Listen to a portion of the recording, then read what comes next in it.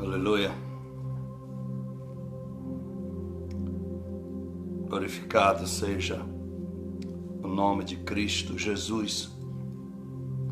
E mais essa preciosa oportunidade de nos humilharmos diante do Senhor. Graças ao bom Deus, vamos chegando praticamente ao final do 5º mês de oração. 5º mês de busca, o 5º mês em que nós temos a plena convicção de que o Pai tem ouvido a todos que, com sinceridade, com empenho de fazer o seu melhor para o Senhor, tenho certeza que o Senhor, assim como sempre, continua sendo fiel aos que são fiéis à sua palavra, às suas ordenanças, às suas leis, e principalmente àqueles que honram e temem e reverenciam a sua graça. A graça na simbologia do amor, da misericórdia, da compaixão, do sacrifício, da sua entrega naquela cruz, como holocausto vivo que se entregou por nossa vida. E assim como nós temos orado e compartilhado com vocês, para aqueles que são fiéis, para aqueles que de fato têm honrado a Deus, desde a manhã quando levantam, todas as palavras que mencionam, todos os negócios que querem fazer, todos os projetos que estão remanejando na sua casa, na sua vida profissional, enfim, reestruturação familiar, a todos esses que colocam o Senhor à frente de tudo. A esses, a mesma palavra: fico em paz, porque o Senhor é justo para com justos, e nenhum mal atingirá aqueles que se separaram de fato para Deus. O que é diferente entre o mal que vem para me destruir e a oportunidade em provações que vêm revestidas de mal, simplesmente para me provar e me fazer mais capacitado, mais preparado para a grande batalha. Você sabe a batalha da vida. Você sabe que muitas pessoas se candidatam a político em qualquer lugar do mundo, mas a maioria nunca esteve preparado para serem os políticos que querem ser. Essa é a verdade. Muitas pessoas não estão preparadas para isso. Em todas as e muitas esferas da vida, a maioria das pessoas se qualificam, quer dizer, se prontificam a fazer tal coisa, a assumir tal tarefa, sem estarem preparados para isso. Então, evidentemente, que assim também é no mundo espiritual. Muitas das vezes nós nos prontificamos a servir a Cristo, nos prontificamos a seguir a palavra, mas não nos preparamos para isso. E aí, quando as provas vêm, elas nada mais são do que a prova daquilo que já está escrito que aconteceria. Mas as pessoas sempre imaginam folcloricamente que servir a Deus é sombra e água fresca. Minha casa estará guardada, minha prosperidade ficará segura, minha saúde não terá nenhuma mudança, a não ser para melhor, a velhice será tão boa quanto a juventude, e por aí vai. Então as pessoas, elas criam uma fantasia em torno delas com relação ao cristianismo, ou à fé em Cristo. Então, meus amados irmãos, servir a Deus é uma escolha. Por que não dizer para você uma escolha brutal? Por que brutal? Porque ela carece de renúncia, ela carece de escolhas decisivas. Se você tem sido fiel a Deus. E para você entender mais, você tem que ler a Bíblia, ter um pastor que te ensina, que prega uma mensagem, para que você possa reavaliar como você está. Porque você não pode dizer apenas eu estou bem. Mas quem é uma referência para aferir o que você diz, o que nós dissemos? Não é assim? Você pode dizer na saúde, eu estou bem. Mas você vai no médico e ele te diz, você tem alguma dor, algum problema? Não, doutor, eu quero fazer apenas uma revisão. Quero fazer apenas exames de rotina, porque a cada 6 meses, doutor, a cada 1 ano eu faço. Mas eu não estou me sentindo bem. Aí o doutor diz, olha, por incrível que pareça, é inacreditável você não sentir sintoma nenhuma, mas há um problema aqui, ó. É assim. O próprio Covid, tem pessoas que têm e não tem nenhuma, não são sintomáticos, não há nada neles. Então, no mundo espiritual, você pode dizer, eu estou bem. Mas quem vai aferir? É Deus, pastor. Pois é, mas Deus usa quem para falar com você? A palavra. E quem ele usa a palavra para averiguar e aferir a sua opinião? O pregador. Quando ele é sincero, quando a mensagem é pura, é íntegra. Então ela te dá, então, um parâmetro. Então você vai dizer, bom, diante dessa mensagem eu estou mal de saúde espiritual. Diante dessa mensagem eu vejo que eu estou nota média. Diante dessa mensagem eu estou vendo que eu estou indo de bem a melhor. Aleluia! Mas é que eu disse aqui esses dias, quando citamos Mateus 11, 28 e Atos 5, 3. Quando Safira e Ananias não foram mortos porque sonegaram o dízimo. Foi porque mentiram ao Espírito Santo, dizendo que era algo quando nunca foram. Então nós temos que chegar a Deus despido de todo orgulho, de todo egocentrismo, de todo achismo, né? O achômetro, eu acho. Eu penso assim, pastor. Essa é a minha opinião. Esse é o meu parecer. E eu creio que eu estou certo. Bom, se você já crê que está certo, você não precisa nem de ser averiguado ou aferido a sua vida, porque você já te fez Deus de si mesmo, ou já te fez um profeta, um pastor, um apóstolo, seja lá o que seja, sem que Deus lhe desse esse chamado.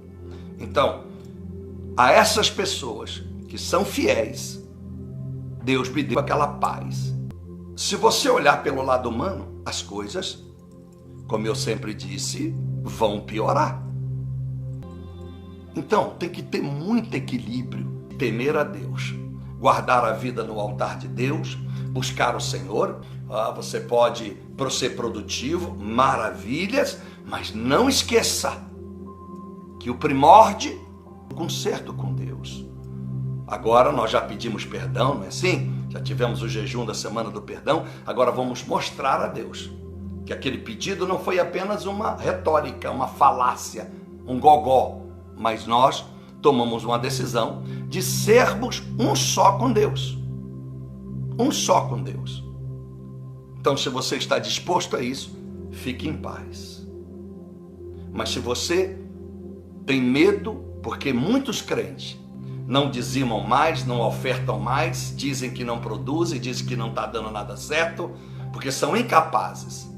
Na verdade, são incapazes pela insensibilidade cristã. É o egoísmo e a avareza.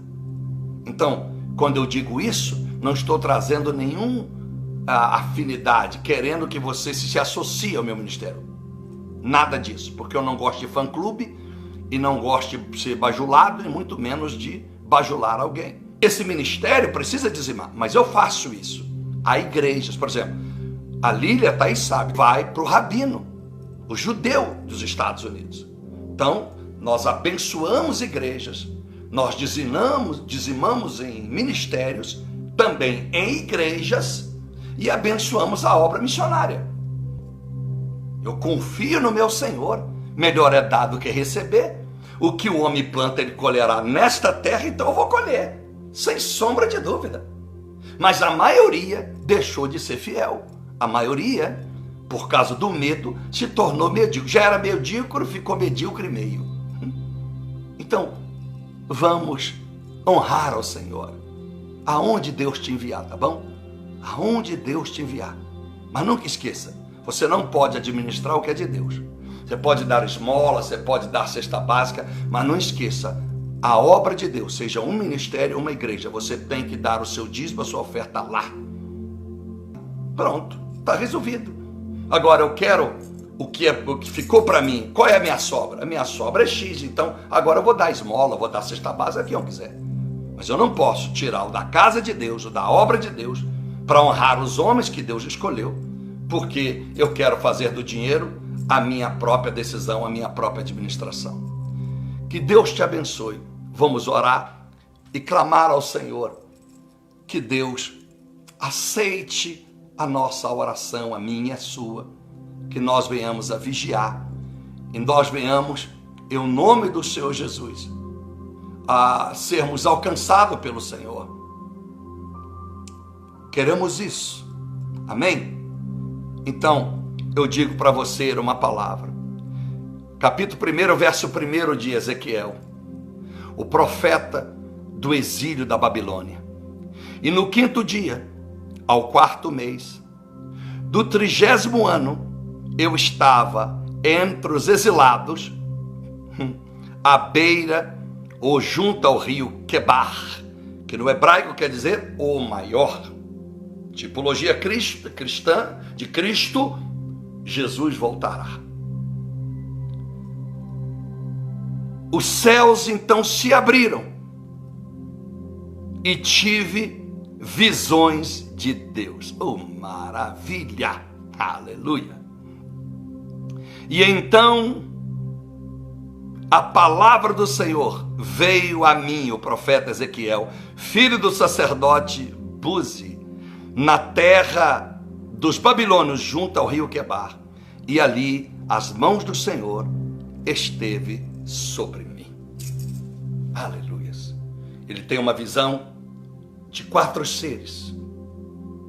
Esses 4 seres eram diferentes de tudo que ele havia visto. E a Bíblia disse que esses seres eram os querubins de Deus. E a classificação de anjos. Quando você vê falar de serafins, serafins são aqueles que adoram o Senhor. Serafins, anjos de adoração. Eles estão sempre em volta ao trono, adorando o Senhor. Quanto mais a gente ora, quanto mais a gente exprime a nossa gratidão a Deus, os anjos ouvem, os serafins ouvem essas orações. Apocalipse 8, verso 1 e 4. Eles ouvem, e isso é como um combustível. Eles vão adorando, eles vão refletindo, eles vão recitando o que eles ouvem na terra, acumulado de todos os adoradores. Então eles vão adorando ao Senhor ali, vão bendizendo o nome do Senhor, a sua santidade. São de 6 asas, todos serafins. Com 2 ele sempre cobre o rosto, 2 cobre os pés, e com 2 que sobram voam, porque o lugar é tão santo que nem anjo pode botar o pé. Tão santo que o anjo, mesmo sendo sem pecado, não pode olhar diretamente para Deus. São serafins. Quando você vê falar em querubins, querubins é a guarda de Deus, os seguranças de Deus. Anjos com espada desembainhada, os mais preparados divinamente falando, são mistérios, né? Robustos, fortes e poderosos, que ficam então na guarda do trono. Ninguém entra no céu, ninguém se aproxima do trono, nem anjos, ninguém, porque esses querubins não têm espírito, não têm alma, não têm coração, como nenhum dos anjos. Então eles matam, destroem. Então o demônio não se atreve a passar perto, homem nenhum, só Jesus e o Espírito Santo pode estar diante do trono de Deus. Só eles têm acesso. Será revelado este trono após o milênio. Será revelado na eternidade, será revelado este trono de Deus. Então falamos de serafins, de querubins, aí nós falamos de arcanjos. Aí tem a terceira classe de anjos, arcanjos.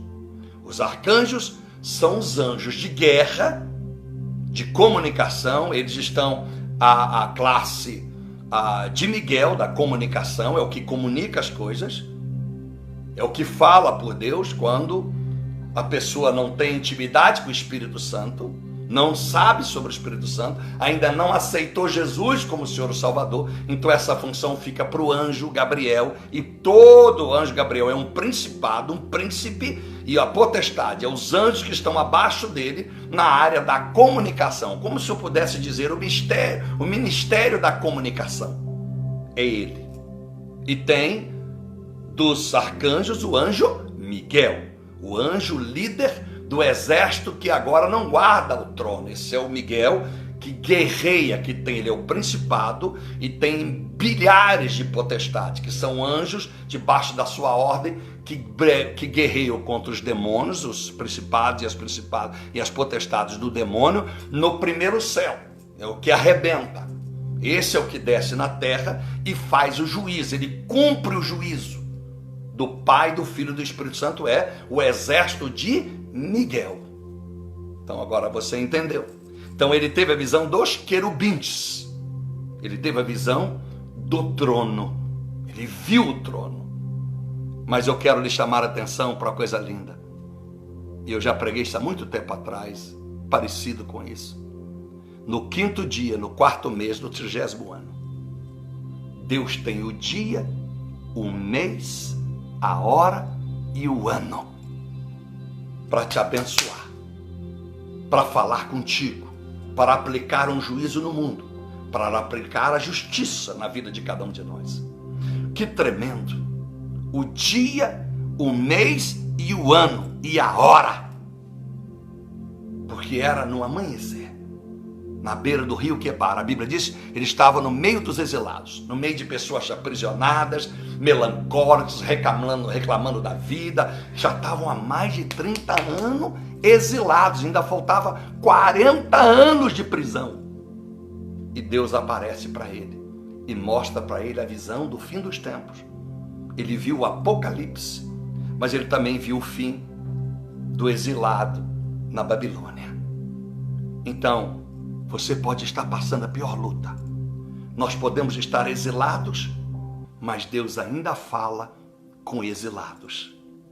Deus ainda fala com aqueles que se predispõem a ouvir a tua voz e a obedecer exatamente às suas direções, ou às suas diretrizes. Então, meus amados irmãos, não importa onde você está, Deus encontra você aonde tu estás. Deus está falando contigo agora, dizendo, olha, assim como Ezequiel, eu te visito, porque hoje é o mês, hoje é o dia e hoje é o ano que eu queria falar contigo.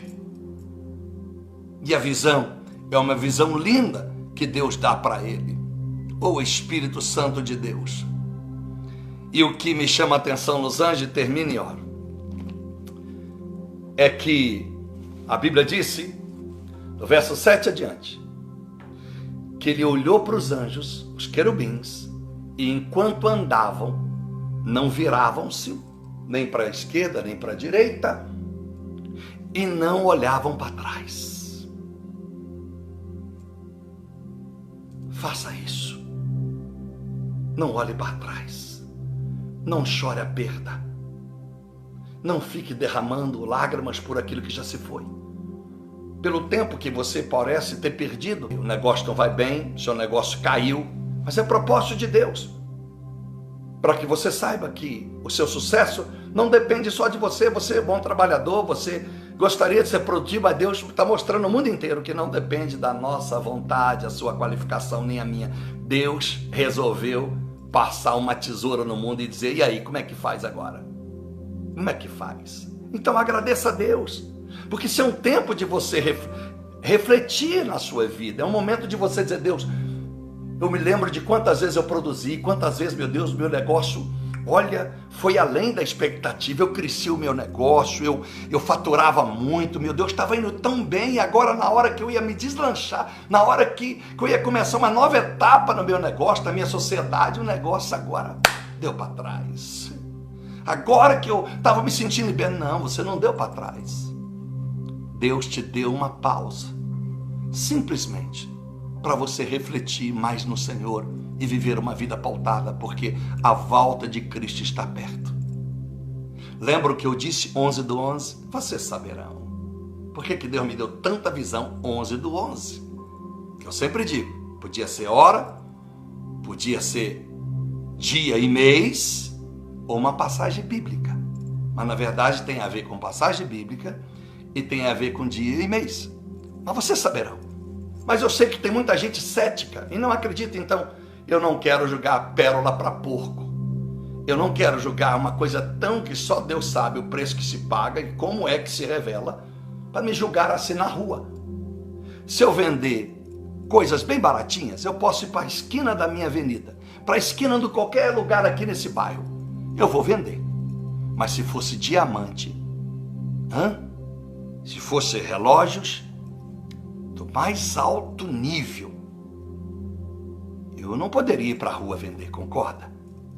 Se eu vender carro velhinho, carro básico, eu posso vender em qualquer lugar e escrever de giz no vidro. Vende-se baratinho, 6 mil, 5.900, 7 mil, 9 mil, 10 mil.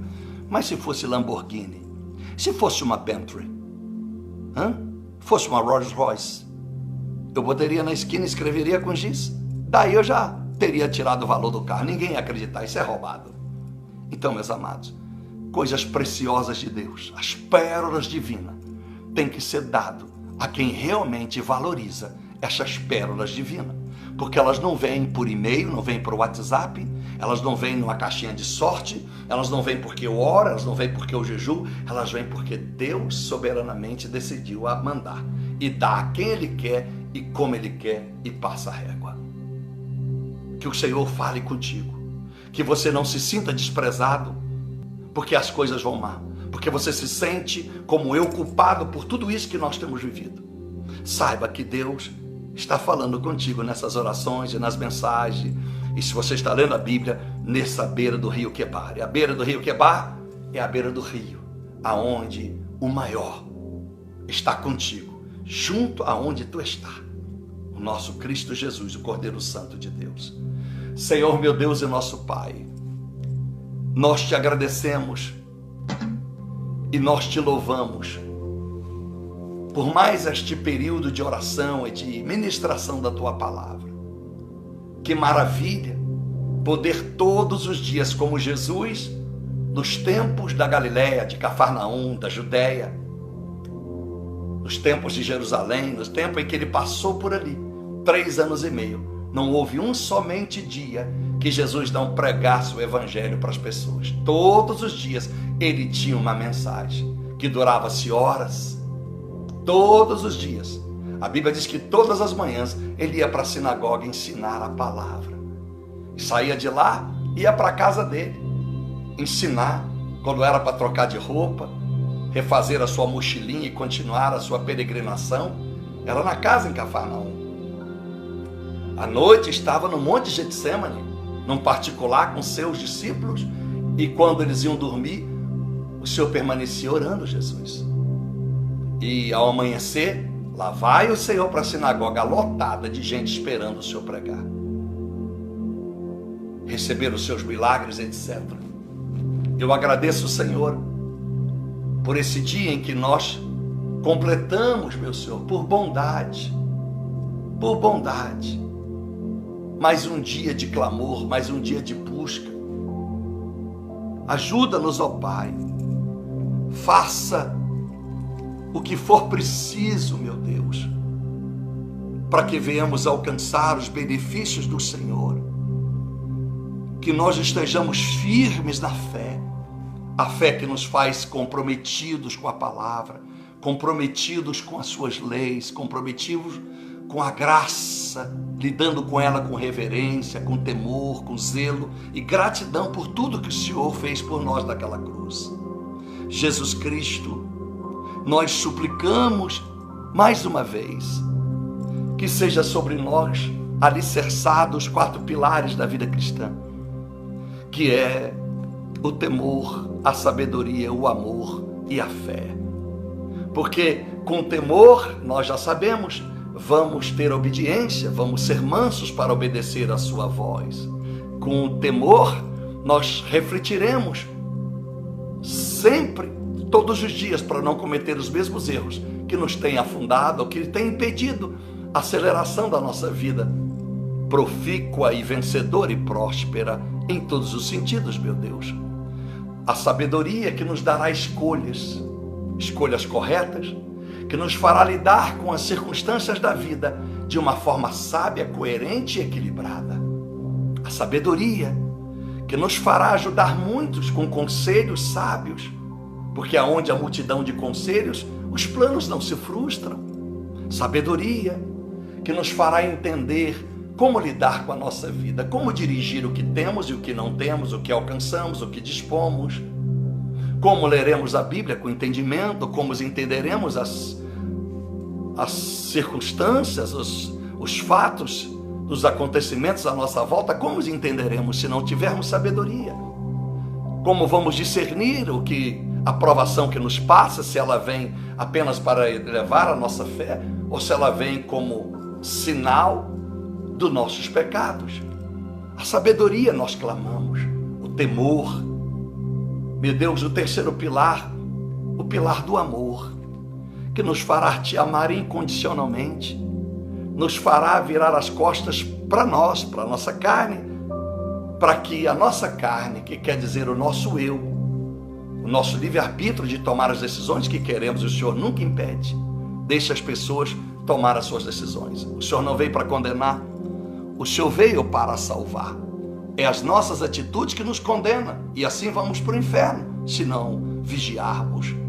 Então nós queremos este amor que nos fará servir o Senhor na alegria ou na tristeza, na abundância ou na escassez, na enfermidade ou na cura, que nos fará, meu Deus, tecer ao Senhor elogios, tecer ao Senhor honra, glórias, magnificar o teu nome, exaltar o teu nome. Nos fará sempre lembrar do Senhor, que cada passo de sucesso, cada livramento, cada vitória, vamos dizer glórias ao Senhor. Isso é amor, isso é amor, e esse amor ao Senhor nos fará amar o próximo como o Senhor nos amou. Aleluia, Pai. Nós precisamos aprender esses pilares. Nós aprendemos a estar solidificados nessas colunas sustentáveis de uma vida cristã equilibrada, de uma vida cristã sem fanatismo, sem extremismo, mas firmada por uma convicção, não terceirizada, uma convicção que adquirimos entre nós e esta comunhão com o Senhor. Também pedimos o pilar da fé, esta fé, meu Deus, que nos traz maturidade para, meu Deus, obedecer a palavra, a fé que não nos faz duvidar de nada do Senhor, que nos faz acreditar na bênção mesmo que estejamos no fundo do poço, que nos faz acreditar nas suas promessas ainda que estejamos à beira do rio Quebar, no meio dos exilados, no meio de pessoas melancólicas. No meio dos exilados eu imagino quanta gente reclamando, quanta gente sofrendo, quanta gente só contando as suas baixas e as suas perdas, mas no meio dos melancólicos havia um homem chamado Ezequiel, que viu no meio de tanta gente negativa os céus abertos, aleluia, e recebeu a palavra do Senhor, que vai fortalecer não só a ele, mas vai fortalecer toda a sua geração. Homens como Daniel, Sedraque, Misaque e Abednego, Esdras, Neemias, Amós, Zacarias, Malaquias, Joel, Ageu, oh aleluia,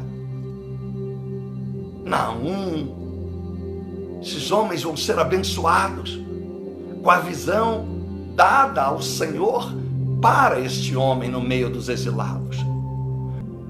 Então, meu Pai, se nós acreditarmos na nossa fidelidade com o Senhor, se nós acreditarmos no nosso compromisso com o Senhor, o Senhor vai nos abençoar. E como disse, quando eu senti aquela grande paz, mais uma vez o Senhor dizendo para aqueles que são fiéis a mim, diga que vai tudo bem. Em cada lar, para cada vida da casa, eu coloquei um anjo da guarda, cumprindo a minha palavra do Salmo 34:7. Ao lado do que teme, tem um anjo.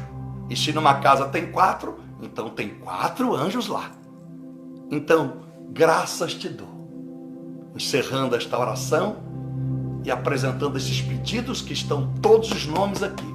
diários, todos os nomes diários são colocados aqui, para que as pessoas façam a parte delas, meu Deus, e nós todos venhamos a regozijar nos frutos que esta oração e que as nossas atitudes com o Senhor venham nos trazer, Pai. Muito obrigado. Eu oro e te agradeço. Sejam tremendamente abençoados. Muito obrigado, Pai. Amém e graças te damos. Louvado seja o Senhor. Deus te abençoe. Obrigado pela sua atenção. Obrigado por estar aqui conosco até a esta hora, tá bom? Toma posse da bênção, que o Senhor não manda recado. O Senhor decreta. E decreta do Senhor é lei. E lei tem que ser cumprida. Amém. Deus te abençoe.